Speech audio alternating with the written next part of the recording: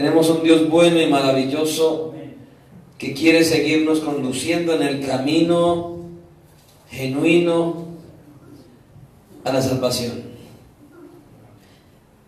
Una vez más, hoy estamos aquí por pura gracia del Señor, porque Él es bueno, amén.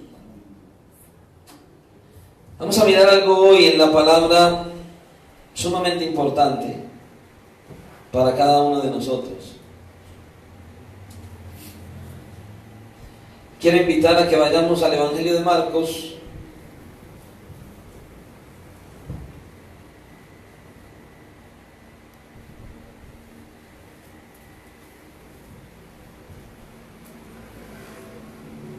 vamos a tocar un pasaje muy extenso, así que inicialmente no lo vamos a leer todo, sino que vamos a irlo tocando versículos por versículos. Vamos a ir a Marcos capítulo 1.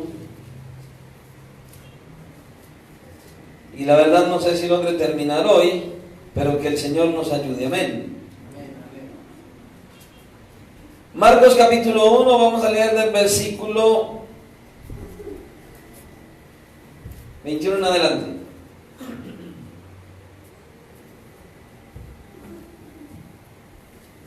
Vamos a orar.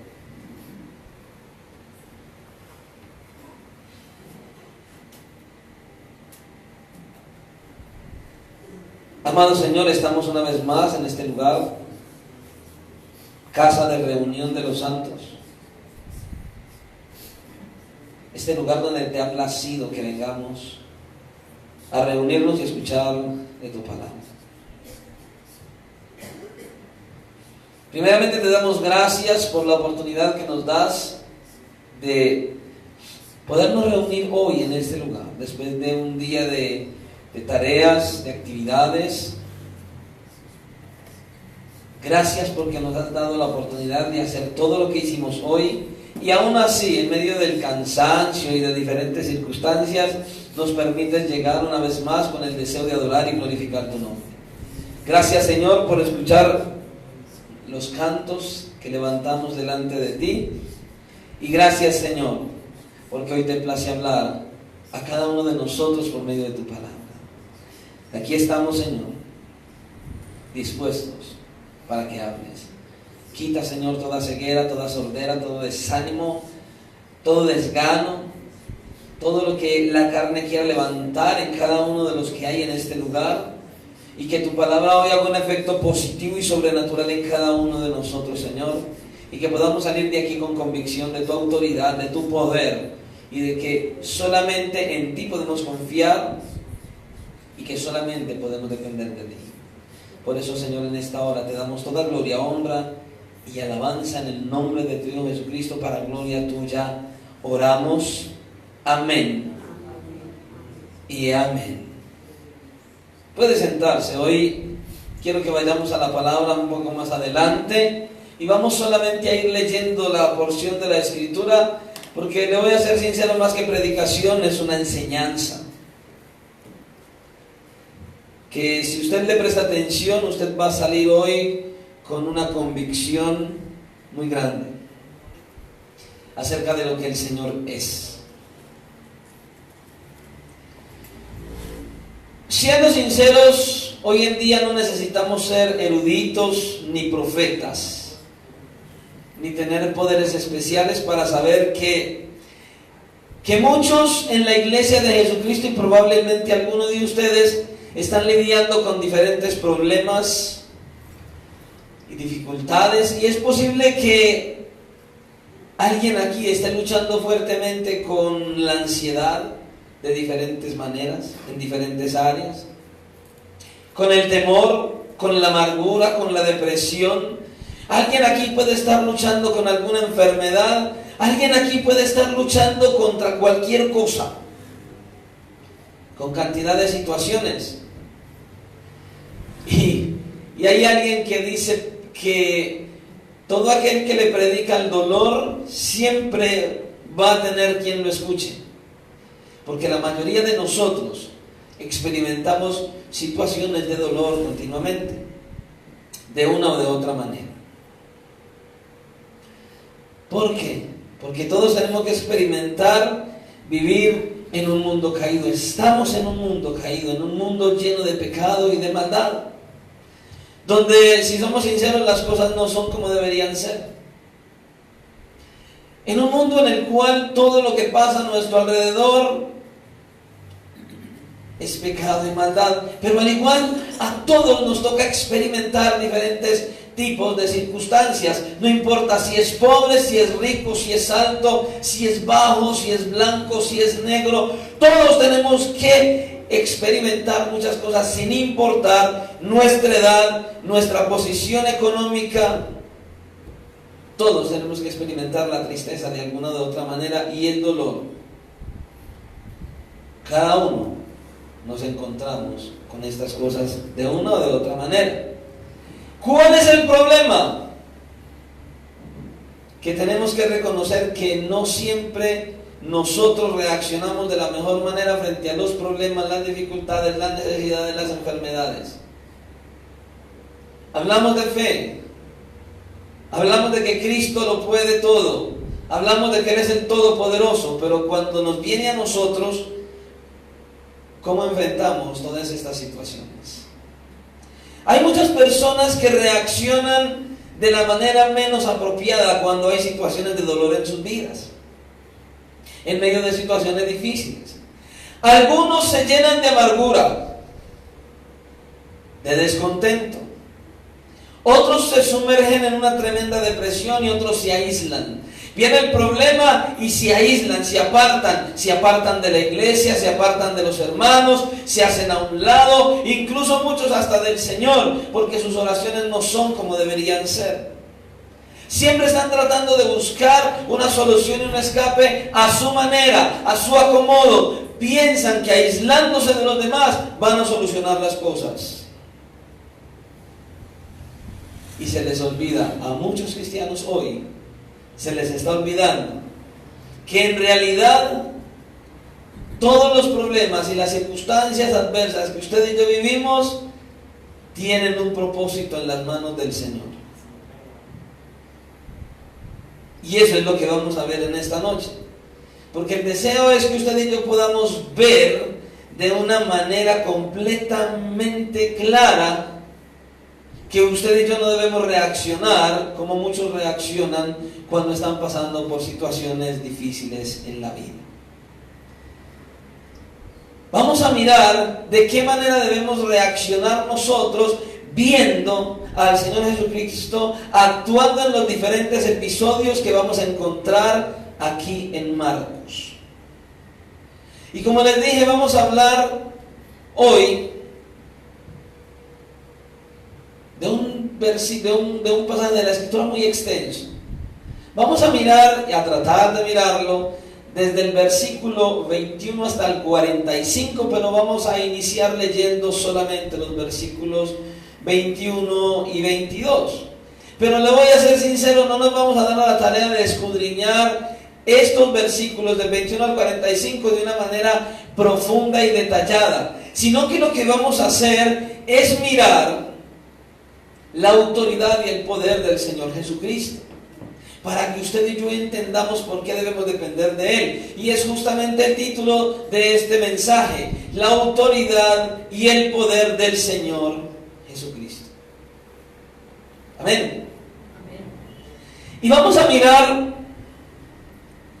que de esa autoridad usted y yo aprendemos varias cosas. Porque aquí vamos a ver la autoridad y el poder del Señor en la predicación con los demonios y con las enfermedades. Y vamos a ver cuál es la fuente de su poder. Y leemos la palabra en esta noche en el nombre del Padre, de nuestro Dios eterno, a quien damos gloria. Leemos la palabra también en el nombre del Señor Jesucristo, Salvador, glorioso Señor, que exaltamos y glorificamos en este lugar, y bajo la dirección de su santo, glorioso y maravilloso Espíritu que está en la iglesia. Amén. Amén. Versículos 21 y 22 dice: y entraron en Capernaum, y los días de reposo, entregando en las sinagogas, enseñaba. Y se admiraban, de su doctrina, porque les enseñaba como quien tiene autoridad y no como los escribas. En los mensajes anteriores que hemos visto de Marcos, hemos aprendido algunas cosas, y en el último mensaje que predicamos en Marcos capítulo 1, pudimos ver cómo el Señor Jesucristo acababa de reclutar a 2 pares de hermanos como sus primeros discípulos. Y dijimos que esos 2 pares de hermanos estaban conformados por Simón, o sea Pedro, por Andrés, Jacobo y Juan. Y dice aquí en el versículo 21 que ellos se fueron con el Señor Jesucristo a Capernaum y enseñaban en las sinagogas en los días de reposo. ¿Qué eran las sinagogas? Las sinagogas eran unos lugares donde los judíos que no vivían en Jerusalén, iban y se reunían en las ciudades que estaban lejos del templo, porque el templo era el lugar donde se iba y se adoraba el día sábado. Pero en el resto de la semana, como no podían desplazarse continuamente, ellos se reunían en las sinagogas. Y se reunían allí para estudiar las Escrituras y también para tratar algunos casos que fueran de importancia, pero que no fueran tan completamente serios. Las sinagogas en aquella época funcionaban más o menos parecido a lo que es la iglesia hoy. Tenían también un servicio como nosotros, pero después de leer las Escrituras, el líder o el maestro que estuviera en ese lugar se encargaba de señalar a alguien que estuviera apto y capacitado. ¿Para qué? Para poder interpretar las Escrituras que se hubieran leído en ese momento. Y en la providencia del Señor, en esta ocasión, el líder señaló al Señor Jesucristo para que Él fuera quien explicara las Escrituras. Ahora, no sabemos cuál fue el pasaje que Él leyó, que Él explicó en ese lugar, pero Marcos nos dice y resalta algo muy importante en relación a la enseñanza del Señor Jesucristo. En el versículo 22 dice: y se admiraban de su doctrina. Y esta palabra admirar transmite aquí un tipo de asombro que sacude a la persona. No sé quién de ustedes de pronto ha experimentado un asombro de tal manera que se queda como frío, como que dice: oh Dios mío.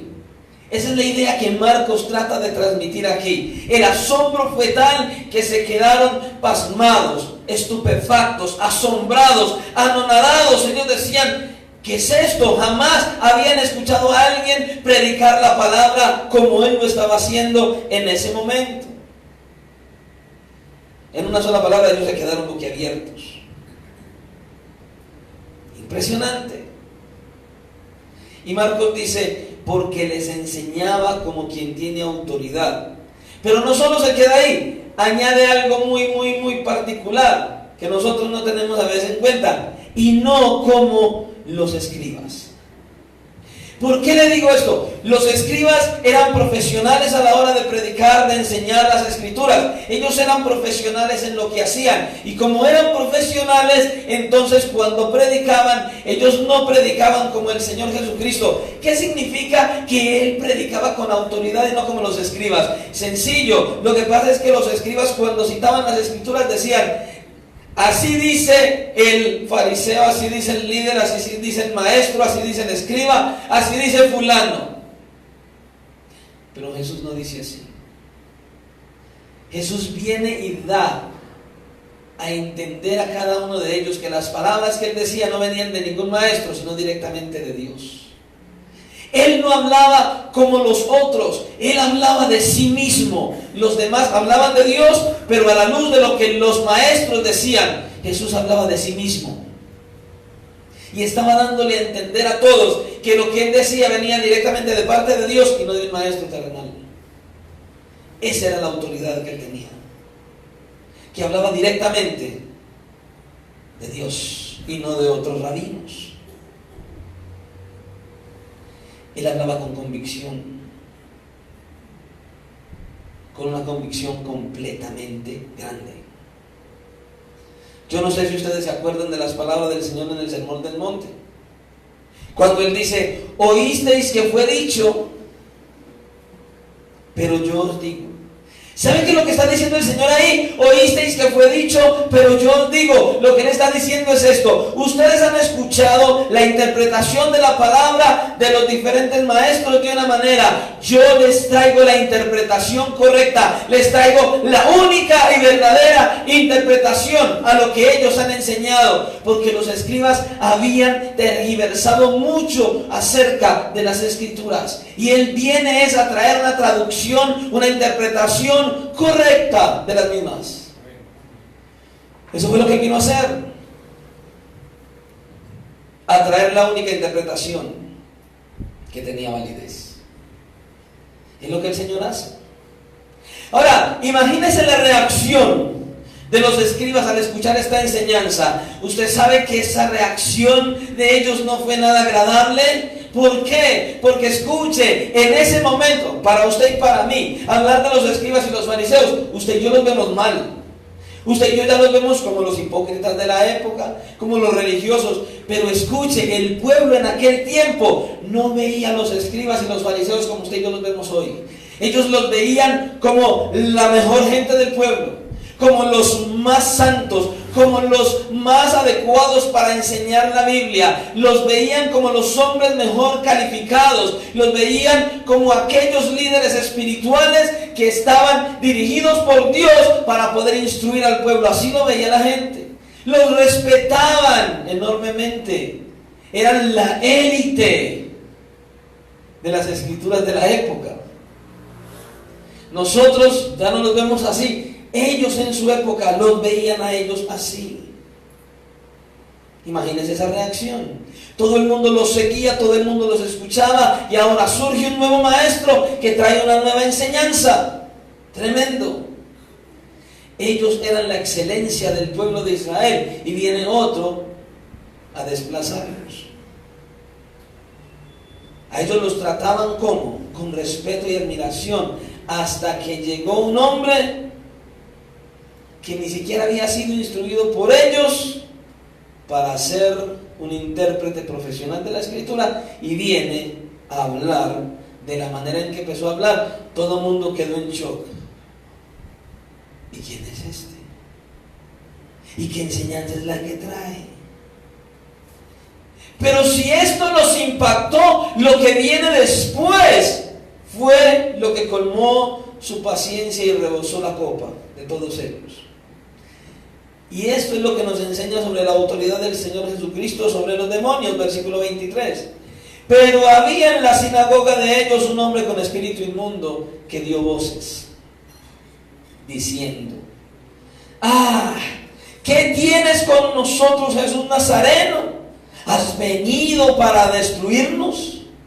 Sé quién eres, el Santo de Dios. Miren qué cosa tan particular lo que pasó ese día en la sinagoga. Había un hombre endemoniado allí, en la sinagoga. Un hombre endemoniado, y es probable que este hombre haya ido allí varias veces y nunca había pasado nada.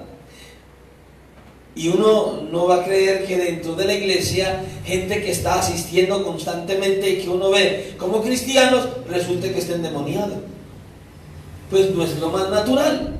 Porque en la iglesia, los que vienen periódicamente, se supone que ellos ya han recibido a Cristo y han sido libertados de la esclavitud del pecado, y entonces no hay ningún espíritu dentro de ellos. Porque yo, a la luz de la Escritura, no creo que un cristiano pueda ser poseído por un demonio, jamás.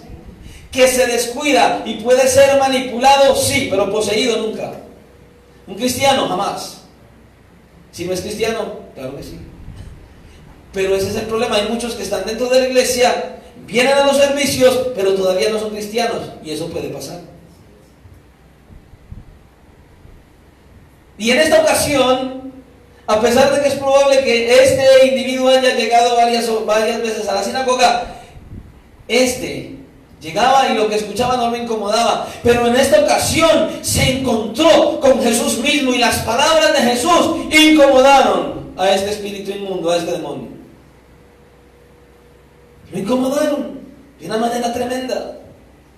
Escuche, este hombre estaba endemoniado y estaba en la sinagoga. Oiga, hay mucha gente dentro de la iglesia y también pueden haber muchos que tengan espíritus inmundos porque todavía no están arrepentidos.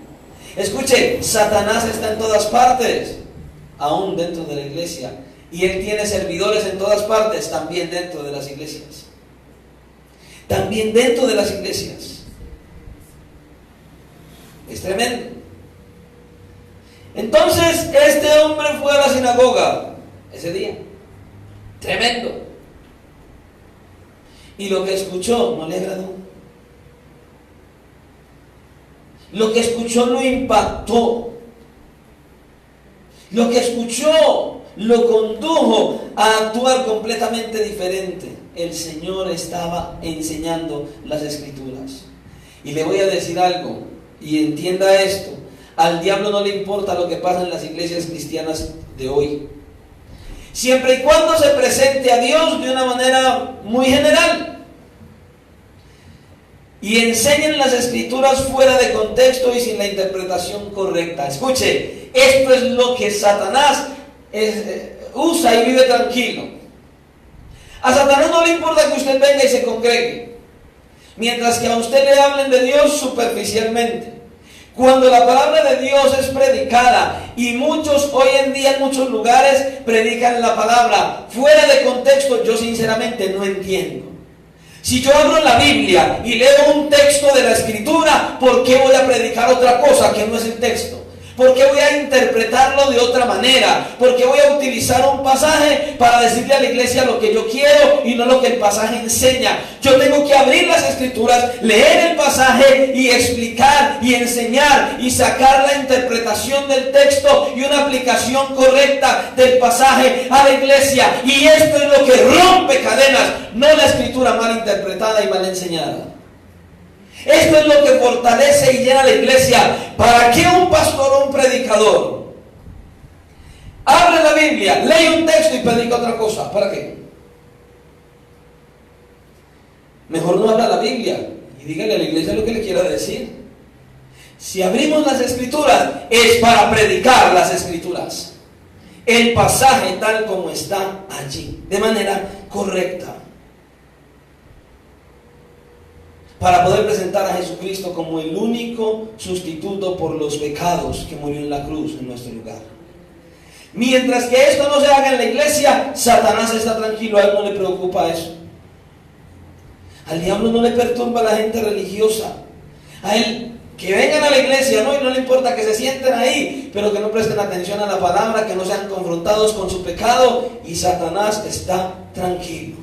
A él no le interesa que las almas vengan en arrepentimiento y fe delante del Señor. Y así hay muchos en la iglesia. Vienen a la iglesia, se sientan ahí y no escuchan, no atienden, no prestan atención, no al predicador, no a la voz de Dios para salir de la iglesia con la intención de obedecer a Dios.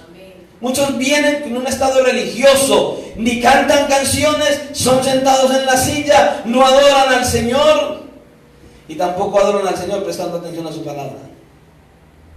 Y usted ve el estado de cada uno. Pésimo. Débiles, derribados y en pecado. Escuche, ¿quién le dijo a usted que la vida cristiana es simplemente venir a la iglesia y cumplir con llegar al lugar donde nos reunimos? Ese no es el propósito de la vida cristiana. Eso era lo que estaba pasando con este endemoniado. Él asistía a las sinagogas, pero no tenía un interés claro en el Señor. ¿Cuántos vienen a la iglesia y no tienen un interés en el Señor? ¿Cuántos? Solo vienen porque es que yo ya hago parte de esta iglesia y voy a ir al servicio. Pero ¿con qué intención, con qué corazón viene a la iglesia en verdad? ¿Con qué corazón? Tremendo. El diablo está contento cuando usted viene y no adora y no atiende con la intención de poner en práctica lo que se le dedica. A él no le importa la gente religiosa. No le importa. Pero ese día en la sinagoga de Capernaum, ese demonio sabía que estaba en problemas. Se metió en un lío y sabía que estaba en problemas. Yo me imagino cuando ese demonio comenzó a escuchar la voz del Señor Jesucristo. Yo me imagino ese demonio escuchando el poder con que el Señor predicaba, diciendo, aquí algo pasa. Creo que aquí hay algo que me va a meter en un lío. Cuando escuchó la voz de Jesús, ese demonio sabía que estaba enfrentándose no con una religión vana y ritualista, sino con el mismo Hijo de Dios en persona. Versículo 24, diciendo, ¿qué tienes contra nosotros, Jesús Nazareno? ¿Has venido para destruirnos? Sé que eres el Santo de Dios. Saben, este demonio tenía mucho conocimiento de las Escrituras. Él sabía que el Señor Jesucristo era 100% hombre y 100% divino. Y lo dice acá, porque primero lo llama Jesús Nazareno, su identidad como un hombre. Lo reconoce como un hombre. Pero al mismo tiempo lo reconoce como el Santo de Dios que había venido para destruirlo. Reconoce a Jesús como Él era. Este demonio sabía que la llegada del Hijo de Dios era un momento completamente decisivo en la historia, que iba a traer como consecuencia la derrota final de Satanás y sus demonios. Claro que sí. Y eso iba a pasar en la cruz del Calvario.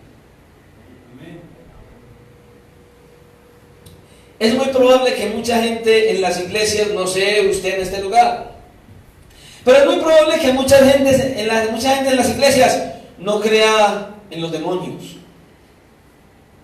no crea en el diablo. Porque hoy en día la estrategia de Satanás es conducir a la iglesia a que no crean en él. Y eso se manifiesta en el comportamiento mismo de los cristianos. Actúan de tal manera, ignorando al diablo de tal manera, que están siendo amigos del diablo y no se han dado cuenta, porque están fuera del Señor, sentados en la silla, muy cerca de los hermanos, muy cerca del pastor, pero muy lejos de Dios. Y están en la silla. Hay muchos que no creen en los demonios. Y cuando yo pienso y yo miro en eso, miren, en una ocasión en una iglesia estuve dando todo un estudio de guerra espiritual y el pastor ni siquiera creía lo que yo estaba enseñando. ¿Se da cuenta? Él no creía ni lo que yo estaba enseñando. Y en algún momento se fue, él visitaba las cárceles y se fue a la cárcel. Y en la cárcel se encontró con un africano. Y el africano allá estaba contando y diciendo algunas experiencias, y todo lo que yo había dado en la charla anterior, ese africano se lo dijo sin preguntarle, él solo lo escuchó.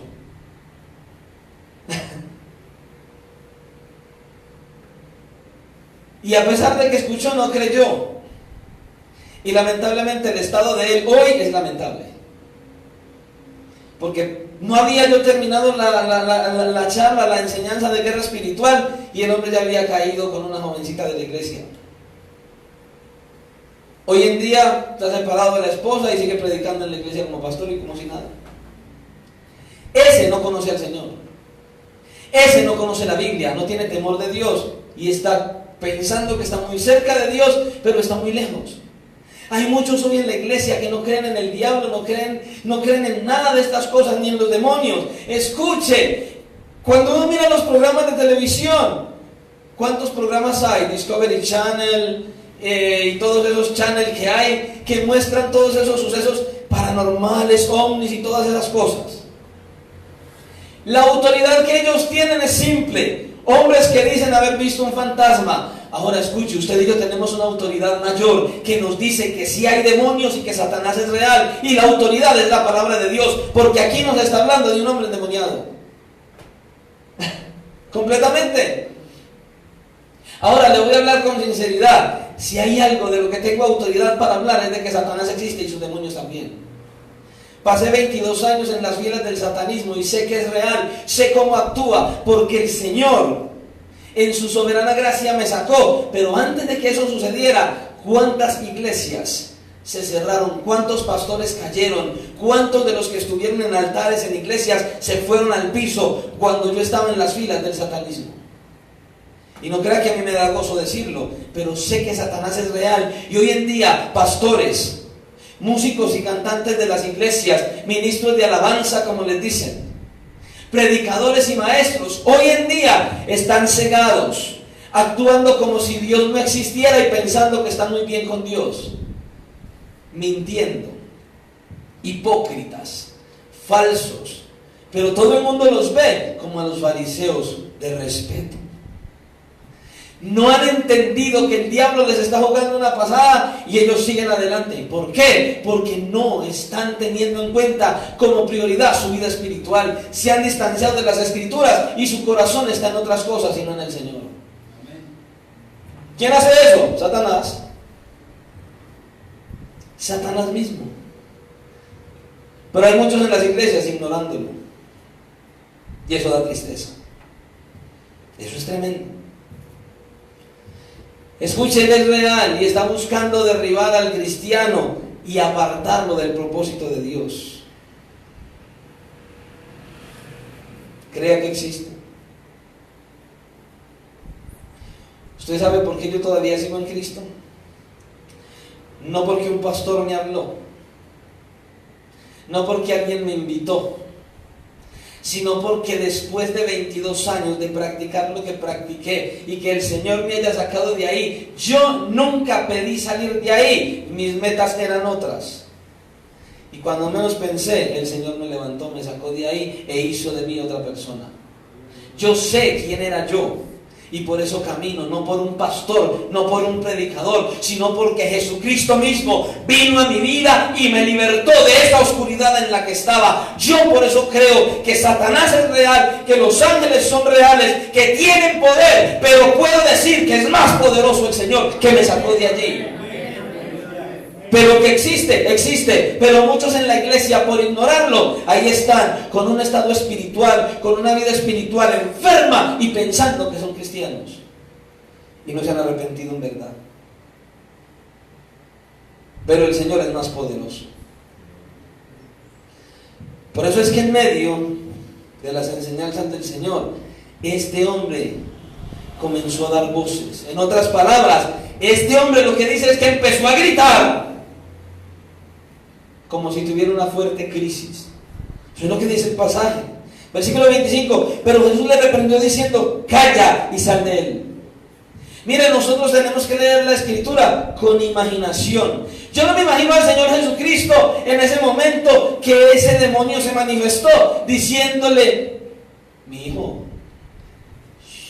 calladito, váyase. Yo no me imagino al Señor haciendo eso. Con la autoridad del Señor Jesucristo, me lo imagino diciendo: cállate la boca y sal de ahí ahora. No, ay, sí, váyase de ahí. No. Con la autoridad del Señor Jesucristo simplemente lo reprendió y le dijo: te callas la boca y fuera de aquí ahora. Usted y yo tenemos que decir en el nombre de Jesús. Él no, él simplemente dijo: te vas de aquí ahora. Y tuvo que salir. No fue suavemente. Tremendo. Mire, ¿sabe qué tenía el Señor? A él no le gustaba que el diablo le hiciera publicidad. Por eso lo mandó a callar. No, usted no me va a dar publicidad ni me va a hacer que me reconozcan. No es usted. Y eso pasa mucho en el Evangelio de Marcos. Manda a callar siempre a los demonios en varias oportunidades, porque no le interesa que lo identifiquen como si fueran amigos de él. Ay, sí, nosotros conocemos a Jesús. No, quédese callado, yo no soy amigo suyo. Es tremendo. Él le dice a los demonios, los reprende y les dice que se callen la boca y salgan de ahí. Las palabras del Señor siempre fueron suficientes para que el demonio obedeciera de manera inmediata. Versículo 26. Y el espíritu inmundo, sacudiéndose con violencia y clamando a gran voz, salió de él. Oiga, qué cosa tan impactante. Los demonios reconocen quién es Jesús y le obedecen, a pesar de que le aborrecen con todas las fibras de su ser. No tienen más opción que obedecerle.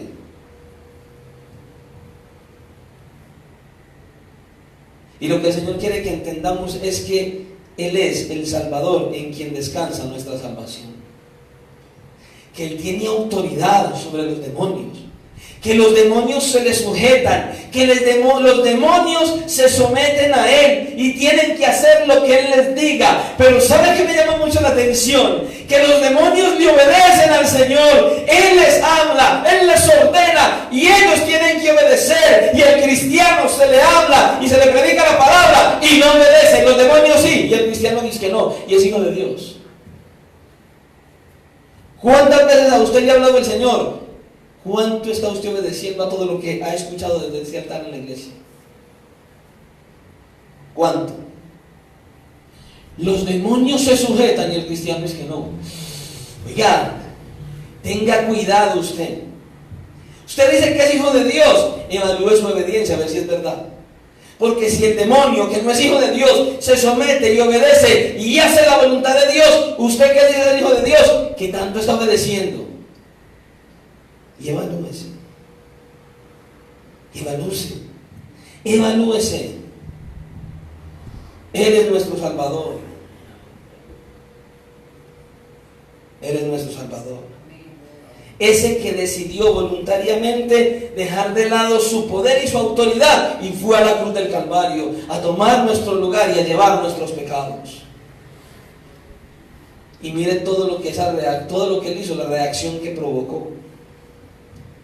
Esta gente reaccionó, versículo 27, y todos se asombraron de tal manera que discutían entre sí diciendo: ¿qué es esto? ¿Qué nueva doctrina es esta? Que con autoridad manda aún a los espíritus inmundos y le obedecen. Y muy pronto se difundió su fama por toda la provincia alrededor de Galilea. Tremendo. Miren, los judíos en aquella época tenían la práctica de echar fuera demonios, de hacer exorcismos. Pero ellos lo hacían con unos rituales y con unos estilos de encantamiento al estilo Harry Potter. Según ellos esa era la manera de echar demonios. Pero aquí el Señor no hizo así. Él simplemente mandó y el demonio obedeció. Sencillo. ¡Cállate! Y sal de él. Sencillo. Y él se fue. Por la palabra del Señor, él tenía que salir. ¿Por qué? Porque la palabra del Señor es la que creó todas las cosas y por la cual todas las cosas se sostienen, el universo entero se sostiene. Y entonces los demonios no se pueden resistir ante su palabra. ¿Cuántos aquí recuerdan lo que dice Mateo sobre el centurión y su criado enfermo? Este hombre era un centurión. Los centuriones eran comandantes del ejército romano que tenían bajo su autoridad una centuria. Una centuria era conformada por 80 soldados. Y este hombre de autoridad viene al Señor y le pide que sane a su criado. Y el Señor inmediatamente se levanta y le dice: claro, ven, yo iré y le sanaré. Y la respuesta de este hombre, impactante: ¿será que así es nuestra fe? Como la de este centurión. Y él repitió estas palabras famosas. Respondió el centurión y dijo: Señor, yo no soy digno de que entres bajo mi techo. Solamente di la palabra y mi criado sanará. Porque también yo soy hombre bajo autoridad y tengo bajo mis órdenes soldados. Y digo a este: ven, y va. Y al otro: ven, y viene. Y a mi siervo: haz, y esto lo hace. ¿Sabe qué es lo que este hombre le estaba diciendo aquí al Señor Jesucristo? Señor, tú sostienes con autoridad todas las criaturas, todo lo que hay sobre la tierra. Tú tienes autoridad sobre todas las cosas, sobre todos los elementos del universo.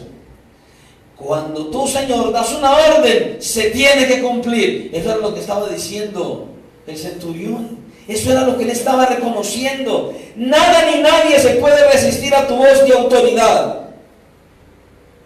Oiga, y ese hombre ni siquiera era judío. Y el Señor Jesucristo se maravilló de esa fe. Y no era judío. Y el Señor dijo, al oírlo Jesús se maravilló y dijo a los que le seguían: de cierto os digo que ni aun en Israel he hallado tanta fe. Mis hermanos, nosotros podemos confiar plenamente en la autoridad y el poder de Jesús. ¿Qué tanto estás confiando? ¿Cuántos problemas tienes? ¿Qué enfermedad tienes? ¿Cuál es tu dificultad? ¿Cuál es tu prueba? Puedes confiar solo en Él.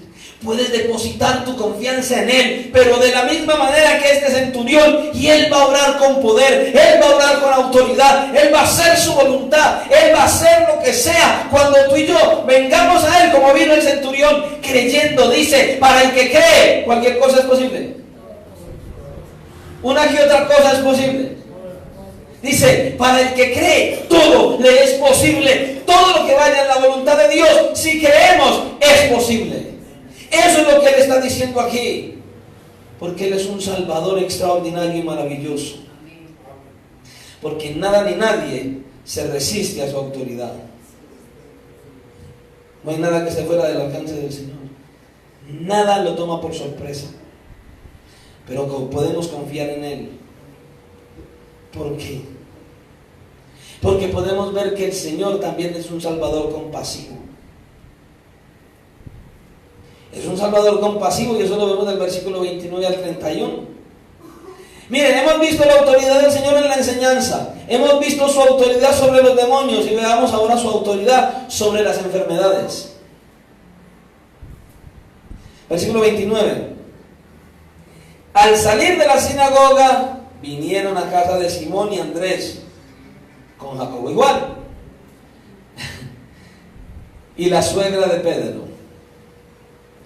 La suegra de Simón estaba acostada con fiebre, y enseguida le hablaron de ella. Entonces él se acercó, la tomó de la mano, la levantó, e inmediatamente le dejó la fiebre, y ella le servía. El Señor sale de la sinagoga con los 4 discípulos para la casa de Pedro, donde estaba la suegra de Pedro, enferma, con fiebre. Y Lucas, que era médico, él nos dice en su evangelio que tenía una gran fiebre. Bueno, yo creo que no hay necesidad de hacer la salvedad. Podemos entender que Pedro era casado, porque si tenía suegra, tenía mujer, tenía esposo, estaba casado. Porque no podía tener suegra sin ser casado. Yo sé que en la sociedad de hoy, dentro de muchos cristianos, a muchos les apasionaría tener esposa sin suegra. Bueno, muchos no tienen esa dicha, en verdad. En serio. Yo siempre amé a mi suegra. Fue una gran bendición en mi vida, en verdad. Pero hay muchos que aman la suegra, sí, enterrada en Cali, y no cerca de ellos. No es verdad, hay muchos que son así. Pero nosotros como cristianos ya no practicamos eso, amén. Podemos ver que Pedro la iba bien con la suegra, porque estaba en la casa y estaba enferma, y dice que ella se levantó y les servía. Vinieron y le hablaron al Señor, Él fue, la tomó y se levantó. Pero me asombra la sencillez con que Marcos nos cuenta esto, con que Marcos nos narra esta historia. Yo creo que si yo hubiera estado allí y hubiera visto eso, yo no lo hubiera hecho con esa sencillez. Yo hubiera dicho, wow, el Señor, y hubiéramos adornado todo de una manera impresionante. ¿Usted no ha visto que muchos a la hora de dar un testimonio hacen tremendo y eso? No, Marcos simplemente dice, él se acercó, la tomó de la mano y enseguida se sanó. Sencillamente. ¿Cuántas cosas hubiéramos dicho nosotros? Pero Marcos dice, entonces él se acercó y la tomó de la mano y la levantó, e inmediatamente le dejó la fiebre y ella le servía. No sabemos qué tipo de enfermedad tenía la suegra de Pedro, pero sí sabemos que así mismo como el demonio obedeció al Señor, escuchen, el cuerpo de esta mujer reaccionó a su poder y su autoridad también. Como ese demonio obedeció y se fue, el cuerpo de esta mujer también obedeció a su poder y a su autoridad. Escuche, tremendo. Todo su cuerpo comenzó a recomponerse. Oiga, la fiebre la dejó así, de inmediato, se fue. Se pasaron todos los síntomas. Yo no sé cuántos de ustedes han experimentado unos días de fiebre y cómo queda uno. Queda uno como un cadáver, como que esta mujer no. Esta mujer reaccionó de manera inmediata. Los síntomas desaparecieron y ella quedó como si nada le hubiera pasado. No quedó ni siquiera de pie. Dice que se levantó y comenzó a servirles de manera inmediata. Mire, la autoridad y el poder del Señor que hemos visto hasta aquí es solamente un anticipo de lo que sucederá cuando el Señor establezca su reino plenamente y sea inaugurado. Su reino futuro. Todos los milagros que vemos del Señor Jesucristo son simplemente un anticipo, un adelanto de la gloria que veremos cuando el pecado sea exterminado en esta tierra y vayamos a vivir mejor que en el Edén. Porque en el Edén el hombre tenía aún la expectativa de dar un paso y pecar, y eso sucedió. Cuando Cristo regrese y establezca su reino definitivo, el mal ya no tendrá nada que ver con los hijos de Dios. Será mejor que en el principio, mucho mejor que en el principio. Y ese reino ya fue inaugurado con la llegada del Señor Jesucristo. Hermanos, llegará el día en que enjugará Dios las lágrimas de los ojos de ellos y no habrá muerte, ni llanto, ni clamor, ni dolor, porque las primeras cosas pasaron, dice Apocalipsis 21:4. Es tremendo. Así que los milagros del Señor nos mueven a mirar al futuro con esperanza, completamente, con esperanza.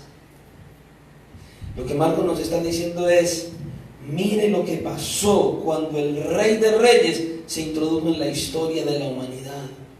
¿Qué pasó? ¿Cómo serán las cosas cuando Él venga e instituya su reino? ¿Cómo será de glorioso cuando ya el pecado no esté? Cuando ya estemos libres de toda acechanza del maligno. ¿Cómo será eso? Por Dios, qué maravilla. Es tremendo, maravilloso. Él va a restaurar el mundo con su poder y su autoridad. Pero recuerde,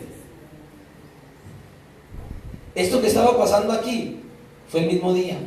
El día de reposo, el día que el Señor vino y enseñó, el día que echó fuera al demonio. Todo está pasando en el mismo día cuando Él predicó en la sinagoga. Tremendo, en el mismo día. Y mire lo que sigue diciendo, versículo 32. Cuando llegó la noche,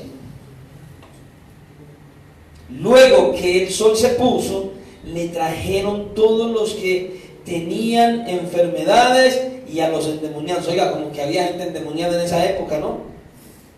Qué cosa tan impactante. Y toda la ciudad se agolpó a la puerta y sanó a muchos que estaban enfermos de diversas enfermedades y echó fuera muchos demonios, no pocos, y no dejaba hablar a los demonios porque le conocían. Oiga, con todo lo que había pasado hasta ese momento, la fama del Señor se extendió de una manera impactante, impresionante. Y por eso le llevaban los enfermos endemoniados. Ahora, ¿qué tan graves eran las enfermedades que el Señor sanaba? ¿De qué tipo de enfermedades? Pues no sabemos. Pero para que tengamos una idea de qué tipo de enfermedades sanaba, miren lo que dice el versículo 40 y 42. Ahí tenemos la historia de un leproso. Y vino a él un leproso rogándole e hincando las rodillas, le dijo: si quieres puedes limpiarme. Y Jesús, teniendo misericordia de él, extendió la mano y le tocó y le dijo: quiero, sé limpio. Y así que él hubo hablado, al instante la lepra se fue de aquel y quedó limpio. Tremendo, es impresionante. Oiga, la lepra ha sido una enfermedad que ha hecho muchísimo daño. Claro que ha sido ya casi erradicada por completo, pero en la época del Señor Jesucristo traía unas consecuencias muy terribles, ya que era algo completamente terrible para el ser humano. ¿Sabe qué era un leproso en la época del Señor? Un leproso era alguien que no tenía contacto con los demás, era expulsado de la ciudad, él tenía que vivir en el desierto. Nadie se acercaba a él, nadie le iba a dar buenas noticias, todos les daba temor de que se contagiaran, y aparte de eso, cualquiera que tocara a un leproso no podía ir a practicar ninguna de las ceremonias en el templo, no podía entrar al templo. El leproso era alguien completamente rechazado por todos. Un leproso no podía ir al templo tampoco, él no podía hacer absolutamente nada. Pero este leproso depositó su fe y su confianza en el Señor Jesucristo. Completamente. Vuelvo y le pregunto otra vez, ¿usted tiene la misma fe como la del leproso? Ya miramos al centurión. ¿Usted tiene la fe del leproso verdaderamente en medio de su situación y su circunstancia? ¿Usted está viniendo a Jesús, al Señor, a su Salvador, para que Él haga la obra que usted necesita? Le voy a ser sincero, la llegada del leproso donde el Señor fue fácil. ¿Por qué? Porque todo el mundo que lo veía que estaba leproso, le abría campo. Porque con tal de no tocarlo, de no contaminarse, de no acercarse a él, todos se abrían, todos se corrían, y él llegó hasta donde el Señor Jesucristo. Pero mire lo que él le dice a este hombre, al Salvador en el cual él depositó toda su confianza. A veces uno lee la Biblia y no usa la imaginación a la hora de mirar lo que cuentan las Escrituras. Escuche, un leproso no tiene aún ni las cosas más simples que uno podría tener, como un apretón de manos, un abrazo, un Dios te bendiga, una cercanía para tomarse un café, nada de eso. Completamente aislado de la sociedad, no podía visitar el templo, la familia lo rechazaba, no podían estar cerca de él, no se podía mezclar con la gente, no podía ir al mercado, no podía ir a ninguna parte, estaba muerto en vida. Y él viene y se acerca a Jesús,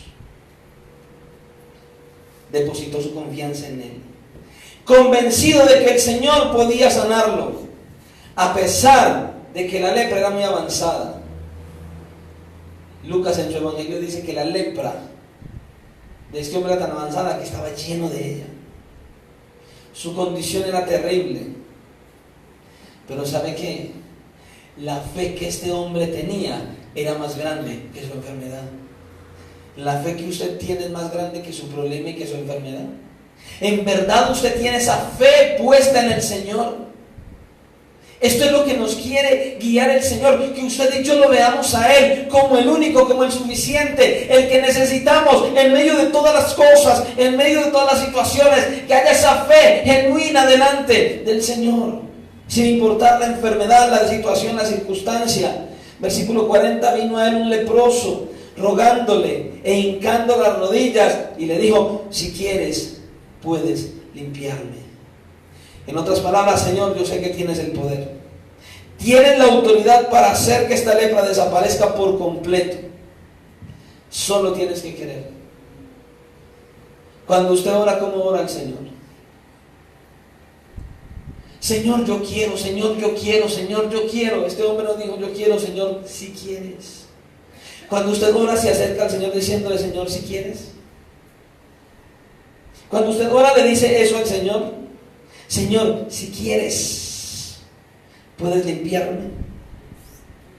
Si quieres, puedes hacer esto o aquello. O usted de los que viene y le dice: Señor, en el nombre de Jesús, yo te pido que hagas, y te pido, y ¿cómo usted ora? ¿Cómo usted se acerca a pedirle a Él? ¿Usted le está diciendo: Señor, si quieres? ¿O usted está tratando de imponer su autoridad por encima del Señor? ¿Cómo viene usted al Señor en oración? Tremendo.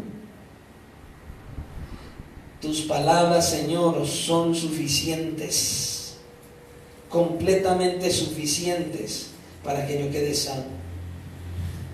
Y el Señor confirma que el leproso tenía toda la razón. Versículo 41. Y Jesús, teniendo misericordia de él, oiga, me encanta esto, extendió la mano y le tocó y dijo: quiero, sé limpio. Qué maravilla el Señor. Él es un Salvador compasivo. ¿Por qué el Señor lo tocó? El Señor hubiera podido lanzar la palabra y él hubiera quedado sano inmediatamente, amén. Pero el Señor lo tocó. ¿Sabe por qué lo tocó? En la misericordia del Señor. ¿Cuánto tiempo llevaría este hombre leproso en que nadie se atrevía a tocarlo, a darle un abrazo, un apretón de mano? El Señor lo tocó en su misericordia, mostrándole que Él tenía un gran afecto por él. No lo rechazó y Él le da el primer toque que hacía tanto tiempo él no experimentaba. No sabemos cómo lo tocó, pero estoy seguro que la manera en que lo tocó hizo que este hombre no solo quedara limpio, sino que sintiera el amor y la compasión del Señor Jesucristo. Esto fue lo que pasó. Tremendo. Con él. Mire, fue tan impactante que aún Mateo, el mismo Marcos y Lucas hablan de este encuentro. El Señor Jesucristo no era un milagrero profesional, Él era un salvador misericordioso. Y lo mostró. En el versículo 42 dice: y así que hubo hablado, al instante la lepra. ¿Qué pasó con la lepra? La lepra se fue de aquel hombre y quedó limpio. Es tremendo. El Señor desde el principio pudo haberlo sanado con su voz, pero su compasión fue mostrada hacia él cuando lo tocó. Oiga, ¿cuántos hombres con autoridad son arrogantes, son altivos, son altaneros porque tienen un puesto, porque tienen cualquier cosita más que otro? El Salvador del mundo vino y él simplemente, con la autoridad y el poder que tenía, él se mezclaba con las personas y él tocó a este leproso y mostró su misericordia. La mostró completamente. El que tiene la autoridad de todo el universo lo hizo. ¿Sabe por qué? Porque Él es bueno y compasivo. Él es bueno y compasivo. ¿Sabe? Hay un hombre de Dios llamado Donald Carson y él dijo estas palabras: cuando Jesús entra en contacto con la suciedad, Él nunca se ensucia, más bien su mano tiene el poder de limpiar la podredumbre. Nosotros estábamos llenos de inmundicia y Él vino para limpiar esa podredumbre. Mire lo que hemos visto hasta aquí: la autoridad del Señor sobre la enseñanza, sobre los demonios, sobre las enfermedades. Pero aún hay un episodio más y ya voy a terminar.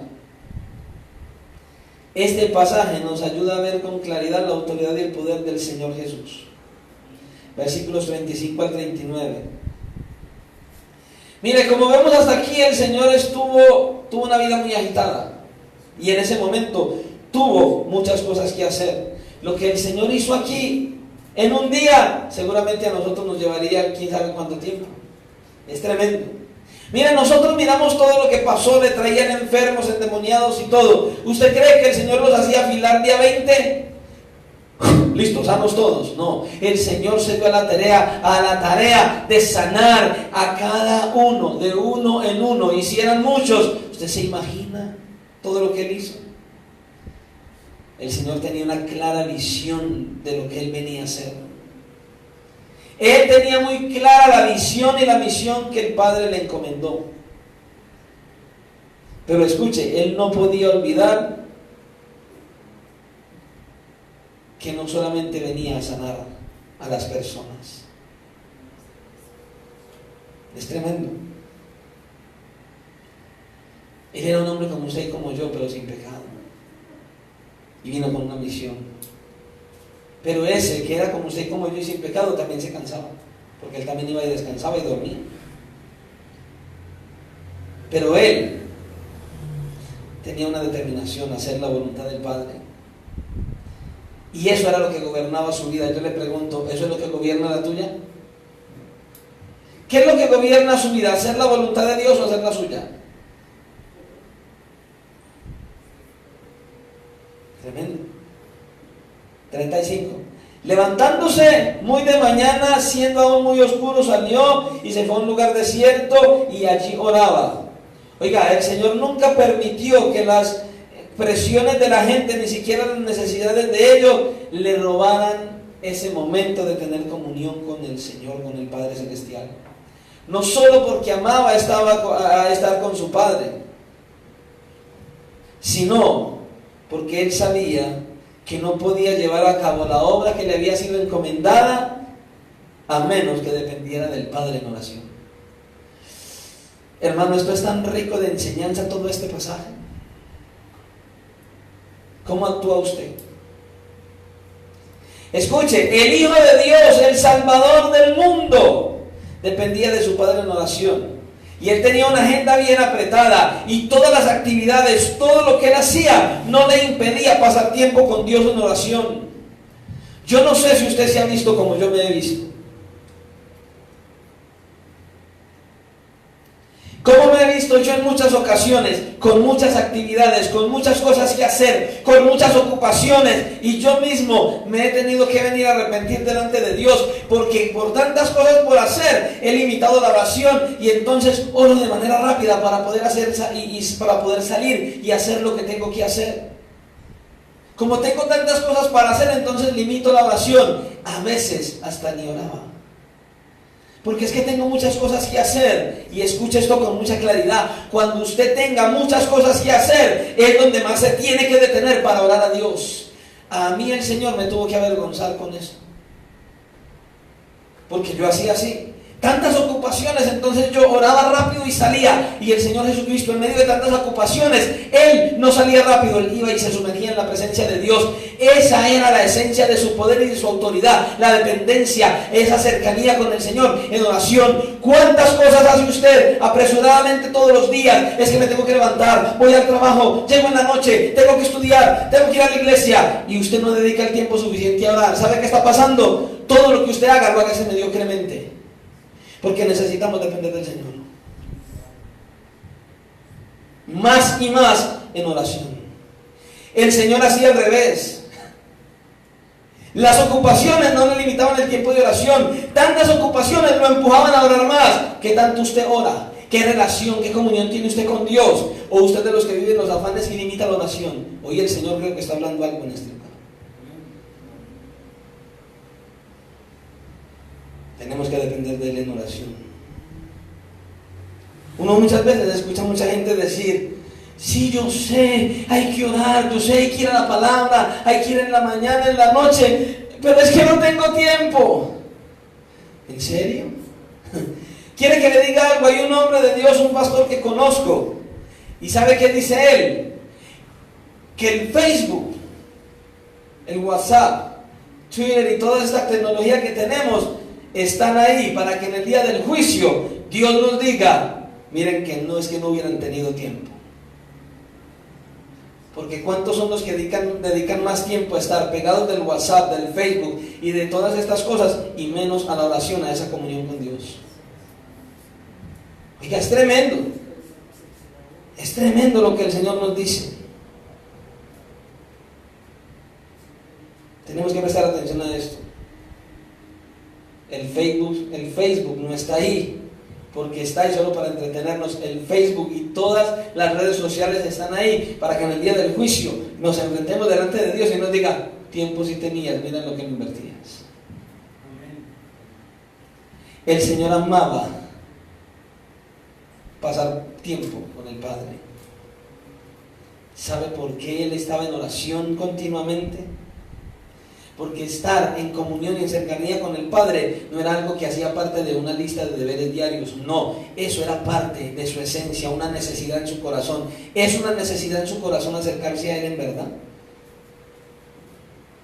¿Es una necesidad en su corazón la oración?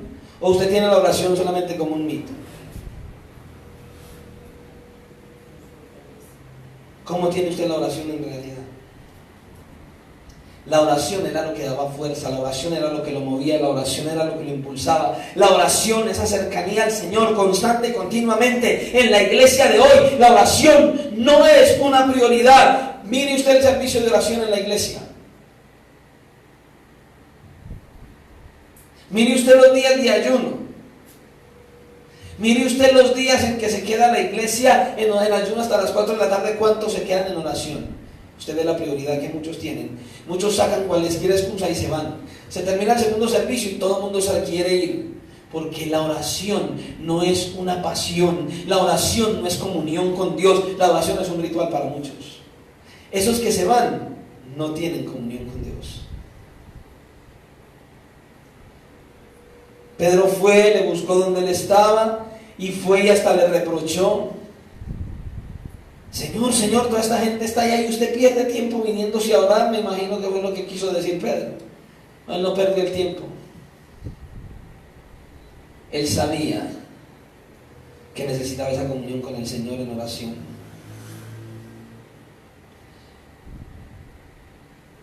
¿Y sabe qué pasó? Mucha gente lo estaba esperando y dijo en el versículo 38: vamos a los lugares vecinos para que predique también allí, porque para esto he venido. Y predicaban en las sinagogas de ellos y en toda Galilea y echaban fuera los demonios. Uno se pregunta: ¿y por qué no se quedó predicándole a los que estaban allá, sino que se fue a predicar a otra parte y a hacer milagros en otra parte y a los otros los dejó esperando? ¿Sabe por qué? Porque toda esta gente lo seguía solamente porque buscaba un milagro. ¿Usted por qué sigue a Jesús? ¿Está solamente buscando el milagro que Él le puede hacer? ¿Está solamente viniendo a ver el qué hace por usted? ¿O usted verdaderamente está buscándole a Él para que Él sea la esencia en su vida? No siga al Señor por razones equivocadas. Sígalo verdaderamente mirándolo a Él. Él sanó a este leproso y le dijo que se fuera, y en el versículo 44 le dice: mira, no digas a nadie nada, sino que ve, muéstrate al sacerdote y ofrece por tu purificación lo que Moisés mandó para testimonio a ellos. Pero ¿qué hizo el leproso? Fue y le contó a todo el mundo. ¿Y sabe qué sucedió? El leproso y el Señor Jesucristo cambiaron de lugar. Versículo 45: pero oído él, comenzó a publicarlo mucho y a divulgar el hecho, de manera que ya Jesús no podía entrar abiertamente en la ciudad, sino que se quedaba fuera en los lugares desiertos. Oiga, qué cosa tan impresionante. El Señor Jesucristo vivía en la ciudad y el leproso en el desierto, y ahora Él lo sana y cambian de lugar. El Señor le toca irse al desierto y el leproso en la ciudad. ¿Y sabe por qué? Por la desobediencia de este hombre. ¿Qué tan obediente está siendo usted? Y lo que quiero decirle con esto es: el Señor Jesucristo simplemente le dijo qué hacer. Él no lo hizo, pero después de haber sanado, ¿cómo iba a quedarse callado? Porque el Señor se lo dijo. Y esto es lo que quiero que entienda hoy. Aparte de todo lo que hemos visto, ¿usted está obedeciendo todo lo que el Señor le está diciendo o usted está haciendo su propia voluntad? ¿Cómo usted está viviendo hoy? ¿Usted está haciendo su voluntad o la del Señor? ¿Cómo están viviendo? ¿Cuál es la voluntad que haces? Recuerde que el Señor Jesucristo es el que tiene autoridad en la predicación. Tiene toda la autoridad con los demonios, tiene toda la autoridad con las enfermedades. Él sana todo tipo de enfermedades, Él tiene poder, Él tiene autoridad. Ahora, si Él tiene poder y autoridad, y el centurión dijo que Él hablaba y todos obedecían, la pregunta es: si Jesús habla, ¿usted está obedeciendo? Bueno, que reflexionemos. Mire todo lo que el Señor ha dicho. ¿Cuántas cosas de estas usted practica y en cuántas usted está fallando? Hoy el Señor te dice: hoy hay una oportunidad. En verdad, si estás fallando, ven a mí en arrepentimiento y fe. Ven a mí, arrepiéntete de corazón y empieza a vivir bajo mi voluntad, bajo mi autoridad, bajo mi soberanía, y tendrás victoria en tu vida. No todo está perdido, porque usted y yo estamos vivos y Cristo vive. ¿Cuánto lo creen? Amén. Escuchen, no ignore la palabra de Dios ni la predicación, para que seamos renovados cada día, para que cuando Cristo venga o tengamos que enfrentar la muerte, podamos pasar la eternidad con Él. Sométete bajo la autoridad de Jesús y deja de vivir bajo la tuya. Oremos al Señor.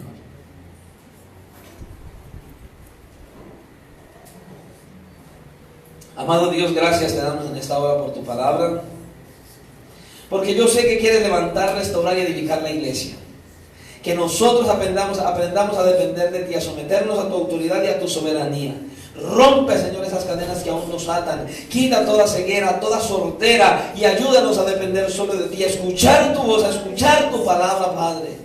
Que podamos verdaderamente venir ante ti en arrepentimiento y fe, dejando de lado todos nuestros propósitos, nuestras ideas, nuestros anhelos, para que se conviertan en los tuyos. Tú siempre nos vas a dar no lo que queremos, sino lo que necesitamos. Pero tú sabes qué es lo que necesitamos, Señor. Por eso dependemos de ti, nos aferramos a ti, Señor, y ayúdanos solamente a depositar nuestra fe y confianza en ti, que tienes todo el poder y toda la autoridad, Señor. En tus manos estamos, creyendo que tú vas a seguir transformándonos, Señor, porque tu palabra en esta hora lo que nos quiere es advertir: estamos con vida, nuestro Redentor vive, y es una oportunidad de vida, de arrepentimiento para Él seguirnos salvando.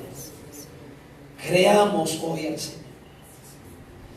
Señor, ayúdanos a creer, ayúdanos en nuestra incredulidad, y que nosotros podamos depender constante y continuamente de ti, Señor. Ayúdanos. Ayúdanos a entender tu palabra y a vivir conforme a tu voluntad. En el nombre de Jesús te lo pedimos hoy, dándote gracias, amado Señor y Padre Santo, para gloria de tu nombre. Amén y amén. Iglesia, el Señor les continúe bendiciendo, Dios les guarde, y confío